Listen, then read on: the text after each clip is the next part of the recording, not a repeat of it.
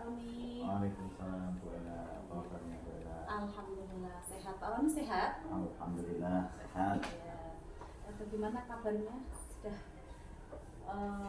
baik-baik saja? Alhamdulillah ini masih bisa beraktivitas menjalankan tugas sehari-hari mendampingi Bapak Ibu di sekolah. Ya. Ya. Mohon maaf sekali ya Pak Roni, panjenengan selaku Kepala Sekolah SD Negeri 2 Banjarjo, Kecamatan Puring, saya mohon waktunya nggih cukupnya lah nanti, apakah berkenan Bapak untuk bisa saya wawancarai? Ya. Mohon maaf sekali, ini saya ada tugas CGP guru penggerak untuk mewawancarai Pak Roni tentang dilema etika dan bujukan moral Pak yang ada di SD Negeri 2 SD 2 Banjarjo ini, maaf sekali. Ya. Langsung saja nih Pak nggih.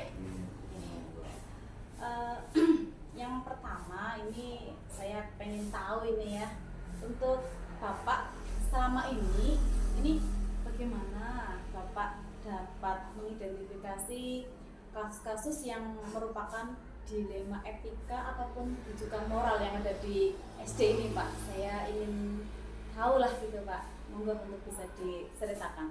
Baik Bu Ena, selama saya memimpin SD Negeri 2 Banjarjo tentunya banyak hal yang saya lakukan, strategi dalam mengidentifikasi kasus-kasus yang merupakan dilema etika ataupun rujukan moral. Adapun yang pertama kaitannya dengan nilai etika itu ya konflik antara nilai-nilai yang berlaku di sekolah untuk mendasari tindakan dan juga keputusan.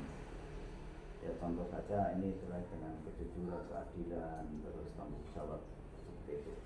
Adapun kaitannya dengan implikasi dari berbagai tindakan dan juga keputusan ini, jika pilihan terjadi memiliki konsekuensi yang sulit ataupun bertentangan, tentunya mungkin menandakan adanya dilema etika. Karena satu kebijakan, satu keputusan dari sekolah ini akan berdampak kepada warga sekolah yang tentunya tidak semuanya sesuai harapan. Maka dari itu pertentangan ini yang akhirnya mungkin hanya muncul namanya dilema etika. Yaitu dilema etika dan rujukan moral nih Pak tadi nih Pak. Yang berikutnya itu untuk selama ini ya, bagaimana Pak Roni itu selaku kepala sekolah itu menjalankan keputusan ya, pengambilan keputusan di sekolah Banjarjo 2 ini, terutama untuk kasus-kasus di mana ada dua kepentingan yang sama-sama benar ataupun sama-sama mengandung nilai kebajikan Pak. Monggo bisa diceritakan. Iya. Hal pertama yang menjadi prioritas bagi kami itu setiap pengambilan keputusan itu akan kami libatkan semua pihak, terutama dari guru dan juga tenaga pendidik. Karena apa? Pertimbangan implikasi jangka panjang dari setiap keputusan itu pasti akan ada dampak yang timbul, sehingga harus sesuai prinsip-prinsip moral dan etika yang akhirnya nanti bisa diterima secara luas, sehingga bila memungkinkan tetap kita harus mempertimbangkan data ataupun dampak yang akan timbul dari sebuah keputusan. Karena seandainya memang timbul di sana halnya sama-sama baik, maka kita prioritaskan yang kadar dampak kebaikannya itu lebih tinggi, maka itu yang akan kita ambil, sehingga untuk menemukan solusi yang memungkinkan betul-betul itu terpenuhi sebaik mungkin dengan tetap mempertimbangkan warga sekolah yang nanti akan menjadi eksekutor dari sebuah keputusan di sekolah kami, seperti itu. Terima kasih. Ya intinya adalah kalau ada sama-sama mungkin baik, ya Pak. Ya. tetap ada nilai kadarnya ya, mana yang mungkin lebih baik dilaksanakan seperti itu ya Pak ya. Dampaknya lebih Dampaknya besar ya. mana, betul, Oke, terima kasih. Terus berikutnya nih Pak, untuk pertanyaan berikutnya itu langkah-langkah ataupun prosedur seperti apa sih yang biasanya Bapak lakukan selama ini? Ini terkait dengan pengambilan keputusan ya. Oke. Ya tentunya Prosedurnya Pak, atau prosedur langkah-langkahnya. langkahnya yang pertama itu kita melibatkan semua stakeholder yang ada di sekolah. Oke. Hal ini akan meminimalisir pihak-pihak yang mungkin akan merasa didiskriminasi lah seperti itu. Sehingga dalam pengambilan keputusan tersebut sebuah kolaborasi, sebuah demokratisasi di sekolah itu tetap akan kita pegang betul untuk meminimalisir hal negatif nanti akan terjadi. Oke, untuk langkah-langkahnya berikutnya untuk hal-hal ini hal-hal apa saja sih yang selama ini Bapak anggap efektif dalam pengambilan keputusan pada kasus-kasus dilema etika Pak?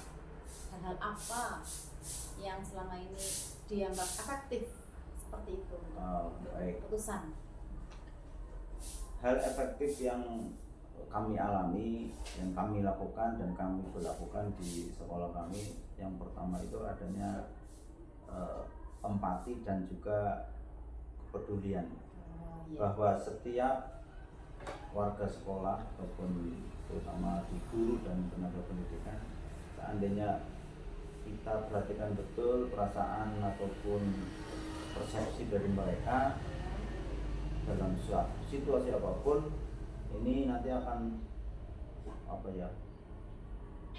menjadi dasar kami untuk mengambil keputusan, sehingga nanti hal-hal negatif yang timbul di belakang keputusan ini akan kita betul-betul bisa diminimalisir. Sedangkan yang kedua pertimbangannya yaitu terhadap regulasi yang ada, bahwa apapun keputusan yang kita ambil, muaranya nanti jangan sampai berlawanan ataupun bersinggungan dengan norma ataupun nilai ataupun hukum regulasi yang berlaku di negara kita tercinta ini, seperti itu. Oke, terima kasih. Ya, pertanyaan berikutnya nih Pak Nggih. Ya. Yang selanjutnya itu adalah hal-hal apa saja sih yang selama ini merupakan tantangan Pak? Adakah tantangannya? Ada nggak Pak kira-kira tantangannya? Banyak, tentunya banyak hal, karena setiap permasalahan itu kadang membutuhkan waktu yang spontanitas untuk kita langsung mengambil sikap, mengambil keputusan. Iya. Jadi yang pertama tentunya adalah tantangan waktu, karena keputusan harus diambil secepat mungkin untuk mengurangi atau meminimalisir hal yang terjadi seperti itu. Adapun yang kedua, tantangannya adalah tantangan dari luar, dari pihak luar. Ada ya Pak ya? Sebagai contoh ya, misalkan kita mungkin di rapat pleno wali siswa di awal tahun ajaran, tentunya ketika kita sekolah sudah memiliki sebuah program yang ditawarkan, komite juga sudah oke, namun lagi-lagi tantangan dari luar adalah adanya pihak-pihak ataupun oknum di luar sekolah ini yang pada akhirnya mengintai ataupun sampai mengintimidasi pihak sekolah seperti itu. pernah ya Pak terjadi seperti itu ya Pak? Ya walaupun hanya sifatnya Sedikit hanya gitu melalui ya. media sosial, ya tentunya itu tetap menjadi pegangan kami dalam pengambilan keputusan seperti itu. Karena zaman sekarang ya Pak ya rawan sekali, orangnya betul. sudah pada pinter-pinter, sudah pada cerdas dan kritis ya Tentunya orangnya. berani ya. Iya, Tentunya karena banyak yang berani, seperti betul itu. sekali. Kadang tidak berani di depan, tapi kadang di luar, tapi membujuk orang-orang yang di sana seperti itu. Betul, betul. Seperti itu. Oke. Berikutnya itu apakah panjenengan memiliki sebuah tata kelola atau jadwal tertentu Pak dalam sebuah penyelesaian kasus dilema etika. Apakah Pak Roni itu selaku kepala sekolah itu langsung menyelesaikan di tempat atau memiliki sebuah jadwal untuk menyelesaikannya, bentuk atau prosedurnya itu seperti apa Pak? Nanti dijelaskan. Ada apa tidak? Adanya permasalahan yang berkaitan dengan dilema etika semacam ini tentunya juga tidak secara kontinu itu terjadi di momen-momen tertentu, di kesempatan-kesempatan tertentu yang mungkin tidak kita duga pada akhirnya muncul, dan kita juga selalu mempertimbangkan intinya prinsip sat-sat itu yang perlu kita perlu kami jaga, karena apa? Seberat apapun permasalahan tetap harus kita hadapi tanpa harus kita menghindari ataupun kita lepas tangan dari masalah tersebut. Sehingga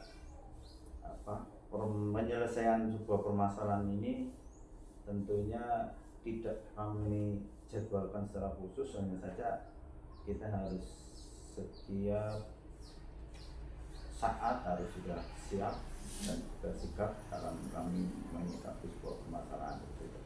Setiap waktu ya Pak ya. Sat-set iya, dan fast respon nantinya. Iya, fast respon.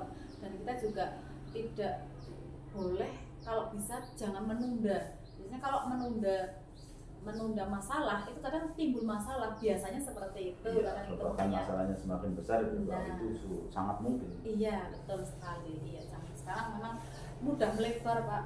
Masalahnya kecil, terpercik, akhirnya membesar sebelum kita menyelesaikan segera. Oke, Pak. Selanjutnya itu adakah seseorang ataupun faktor-faktor apa sih yang selama ini mempermudah ataupun membantu Pak Roni dalam pengambilan keputusan dalam kasus-kasus dilema etika Pak? Ada apa tidak? Orang-orang atau mungkin faktor gitu? Baik. Prinsip kami itu yaitu tiada prestasi tanpa kolaborasi. Iya, Nah, betul, pihak ataupun faktor yang tentunya memudahkan kami diantaranya adalah partner komite sekolah, partner paguyuban wali siswa, guru, dan juga murid itu sendiri.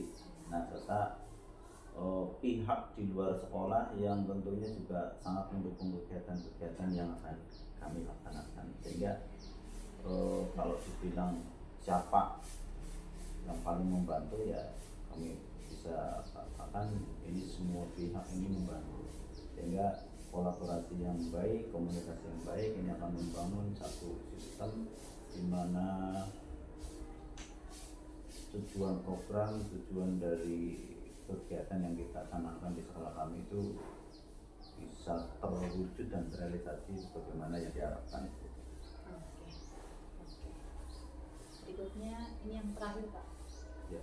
Terakhir, dari semua hal yang tadi telah disampaikan Pak Roni, pembelajaran apa sih yang dapat panjenengan petik dari pengalaman panjenengan mengambil keputusan dilema etika Pak?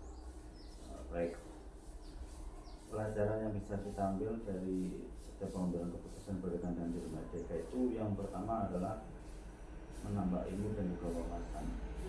Karena kita akan belajar dari sebuah masalah. Semakin banyak masalah, kita akan semakin dewasa. Tapi bukan berarti kita harus cari masalah. Iya. Kalau ada masalah kita tidak boleh lari seperti itu. Iya. Sehingga keputusan itu dapat membantu dalam mengambil keputusan berdasar dari nilai-nilai kebajikan dengan pertimbangan yang baik dan benar.